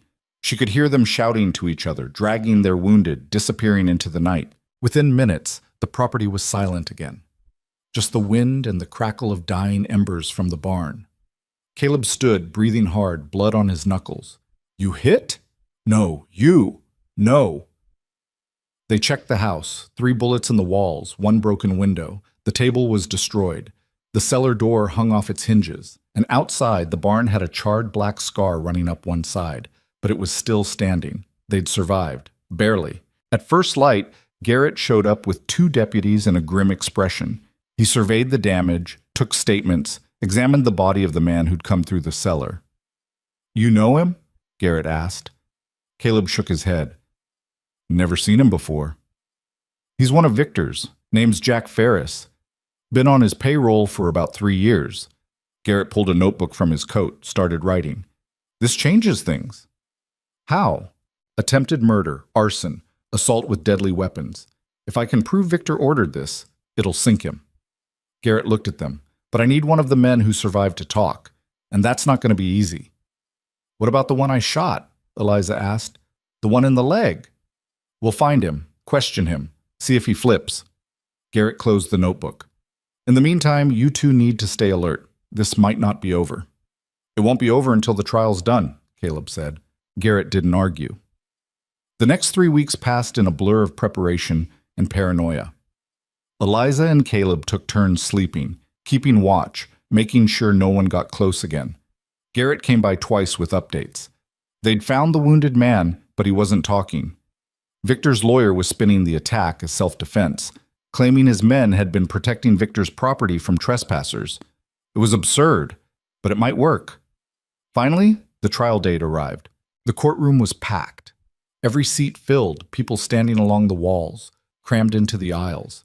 It felt less like a legal proceeding and more like a public spectacle. Victor sat at the defense table, calm as ever. Thornton beside him, shuffling papers, whispering strategies. Across the aisle, Garrett sat with Eliza and Caleb, going over last-minute details. The judge entered. The room stood, then sat. The trial began. Garrett laid out the case methodically, showed the forged contracts, called witnesses who testified to Victor's pattern of fraud and intimidation, presented the evidence of the attack on Eliza and Caleb's property. Thornton countered every point, challenged every witness, cast doubt on every piece of evidence. It went on for 3 days. Testimony, cross-examination, objections, arguments. The jury, 12 men and women pulled from surrounding towns, sat stone-faced, taking notes, giving nothing away. On the 4th day, Garrett called his final witness, the wounded man, Jack Ferris's partner, the one Eliza had shot in the leg. He limped to the stand, was sworn in, and sat down. He looked terrified. Garrett started gently, asked his name, where he was from, how long he'd worked for Victor. Then he asked the question that mattered. "Did Victor Hale order you to attack Caleb and Eliza Rourke's property?" The man hesitated, looked at Victor, looked at Thornton, looked at the jury. "Yes," he said quietly. The courtroom erupted. The judge banged his gavel. Thornton jumped to his feet, objecting, demanding a mistrial. Garrett stood his ground, calm and steady. "No further questions, Your Honor." Thornton's cross-examination was vicious. He accused the witness of lying to save himself, pointed out inconsistencies in his story, suggested he'd been coerced by the marshal. But the witness didn't budge. He repeated it over and over. Victor had ordered the attack, had paid them to burn the property, had told them to make it look like an accident. When Thornton finally sat down, he looked rattled. The prosecution rested. The defense presented its case. Character witnesses who praised Victor's business acumen, experts who claimed the contracts were legitimate, arguments that everything was a misunderstanding blown out of proportion. It took another 2 days. Then closing arguments. Garrett spoke for an hour, summarizing the evidence, connecting the dots. painting Victor as a predator who'd spent years exploiting the vulnerable. Thornton spoke for 90 minutes, arguing that Victor was a victim of jealousy and resentment, that the prosecution's case was built on lies and desperation. The jury deliberated for 6 hours. When they returned, the foreman stood and read the verdict. Guilty. On all counts. The courtroom exploded again, people cheering, shouting, some crying. The judge banged his gavel until order was restored. He sentenced Victor to 15 years in prison, ordered restitution to all victims, invalidated every fraudulent contract. Victor didn't react, just sat there, staring straight ahead, face blank. Then, as the bailiff moved to take him away, he turned and looked directly at Eliza. "This isn't over," he said quietly. Loud enough for her to hear, but no one else. Eliza stared back. "Yeah, it is." Victor smiled. Not the pleasant practice smile he wore in court. Something else. Something colder. Then he was gone, led away in chains, and Eliza finally let herself breathe. They left the courthouse into bright afternoon sun. People crowded around, shaking their hands, thanking them, offering congratulations. Garrett clapped Caleb on the back. The witnesses hugged Eliza. For a few minutes, it felt like celebration. But underneath, Eliza felt something else. Not relief. Not yet. Just exhaustion. The kind that settled into your bones and didn't leave. She and Caleb rode home in silence. When they reached the property, they sat on the porch and watched the sun set over fields that were finally, truly theirs. "You think he meant it?" Caleb asked eventually. "What he said about it not being over," Eliza considered. "I think he's a man who's used to winning, and losing breaks people like that. So yeah, maybe he meant it, but he's in prison now, and we're here. That's got to count for something." Caleb nodded slowly. "What do we do now?" "We rebuild, we plant, we keep going. Just like that. Just like that." It wasn't that simple, of course, nothing ever was. But over the next year, they did exactly what Eliza said. They rebuilt the barn, replanted the fields, bought 2 cows and a dozen chickens.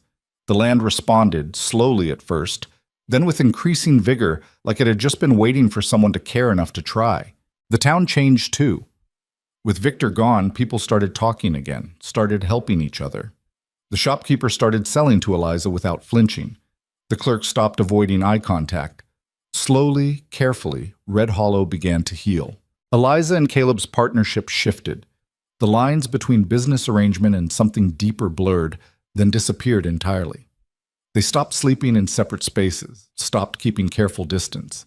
It happened gradually, without discussion, like 2 rivers finding the same path. One morning, about 14 months after the trial, Eliza woke feeling sick. She tried to ignore it, went about her work, but the nausea persisted. It took her 3 days to figure out what it meant. She was pregnant. She told Caleb that night. He stared at her for a long moment, expression unreadable. Then he smiled. Actually, smiled. Not the almost smile she'd seen before. A real one. "Yeah?" he said. "Yeah." He pulled her close, and they stood there in the middle of the kitchen, holding each other, not saying anything because there was nothing that needed to be said. The pregnancy was hard. Eliza worked through most of it, stubbornly refusing to slow down until Caleb physically stopped her and made her rest. She hated it, hated feeling weak, hated being dependent. But eventually, she accepted it. The baby came in early spring.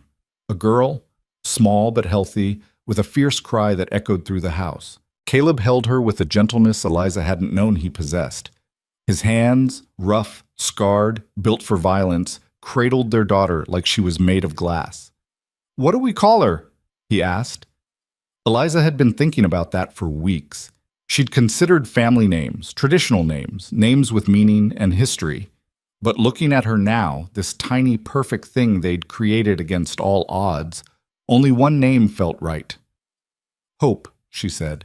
Caleb looked at her, then back at the baby. Then he nodded. Hope.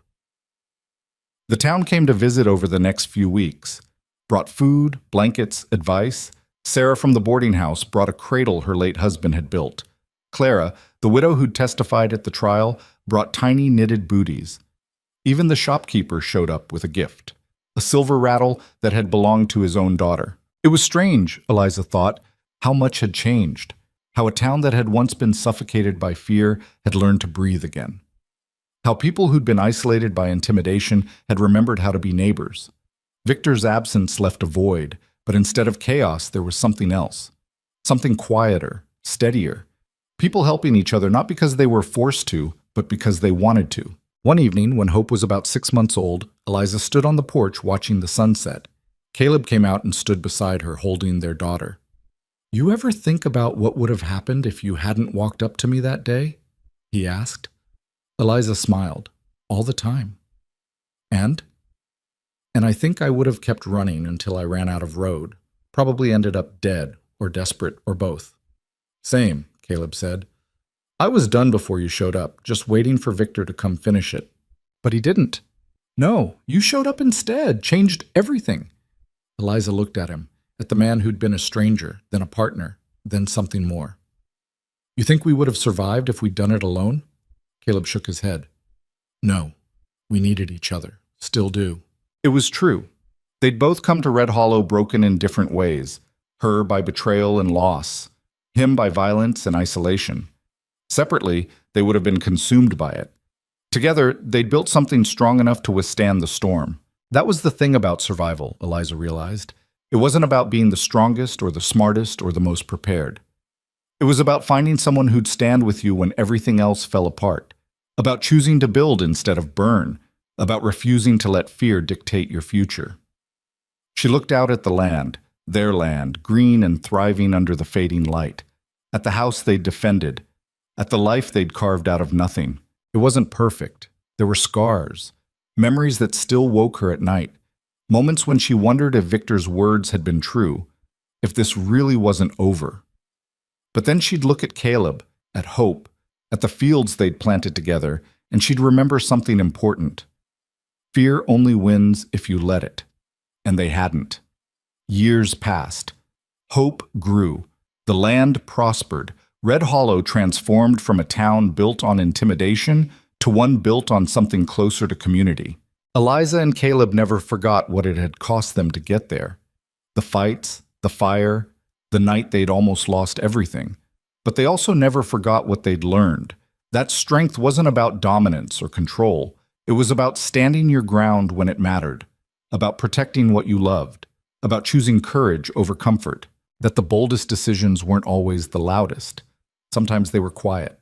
A woman walking up to a stranger and offering a deal, a man saying yes when he should have said no. Two people deciding to stay when running would have been easier, and that the most powerful thing you could do wasn't to defeat your enemies. It was to refuse to become like them.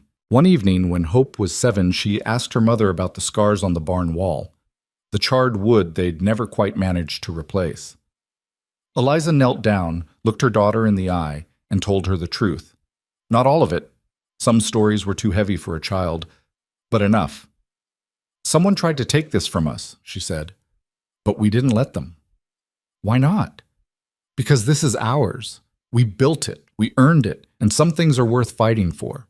Hope thought about that. Then, "Were you scared?" "Terrified." "But you did it anyway." "Yeah, we did." Hope nodded, processing.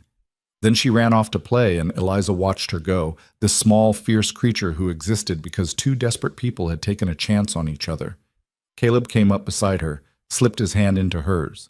They stood there together, watching their daughter chase chickens across the yard, and Eliza felt something she hadn't felt in a long time. Contentment. Not happiness. That was too simple, too fragile. But contentment. The deep, bone-level certainty that she was exactly where she was supposed to be. That night, after Hope was asleep, Eliza and Caleb sat on the porch like they had 1,000 times before. The stars were out, thick and bright, scattered across a sky so vast it made human problems feel small. "You ever regret it?" Caleb asked. "Asking me to marry you?" Eliza smiled. "Every day." He looked at her, startled. "I regret not asking sooner," she clarified. "We could have saved ourselves a lot of trouble." Caleb laughed. Actually laughed. The sound rolled across the quiet night, warm and genuine and so different from the man she'd met all those years ago. "Yeah," he said, "maybe we could have." But Eliza wasn't sure that was true. Because the trouble, the fear, the fight, the fire had shaped them, had taught them what they were capable of, had proven that they could stand against the worst and come out the other side. Without it, they might have just been two people sharing space. Instead, they were partners, survivors. A family forged in the kind of heat that either destroyed you or made you unbreakable. She leaned against him, felt the steady rise and fall of his breathing, and thought about how strange life was. How you could walk into a town with nothing but desperation and a half-formed plan, and walk away with everything. How two words, marry me, could change the course of two lives. How the most terrifying decisions sometimes led to the most beautiful outcomes. In the distance, a coyote called. The wind picked up, carrying the scent of growing things. Inside the house, Hope murmured in her sleep. And on that porch at the edge of Red Hollow, two people who'd started as strangers sat together in the dark, holding the life they'd built between them like something precious. Because it was. They'd taken the hardest path, stood when they should have run, fought when they should have surrendered, and somehow, impossibly, they'd won. Not because they were stronger than Victor Hale, not because they were smarter or luckier or more deserving, but because when the world tried to break them, they'd chosen to break it back. And that, Eliza thought, was the whole point. You didn't survive by being perfect. You survived by being stubborn, by refusing to give up when giving up was the logical choice, by finding someone who'd fight beside you even when the odds were impossible. That was what strength really was. Not the absence of fear, not the ability to dominate others, but the choice to stand, to build, to protect, even when it cost you everything, especially when it cost you everything. Because in the end, the things worth having were the things you had to fight for. The land you'd bled for meant more than land you'd been given. The family you'd chosen meant more than the one you'd inherited. The life you'd built from nothing meant more than any life you could have stumbled into. And sitting there in the dark, with Caleb's hand in hers and their daughter sleeping safe inside, Eliza understood something she'd been too afraid to believe before. She wasn't running anymore. She was home.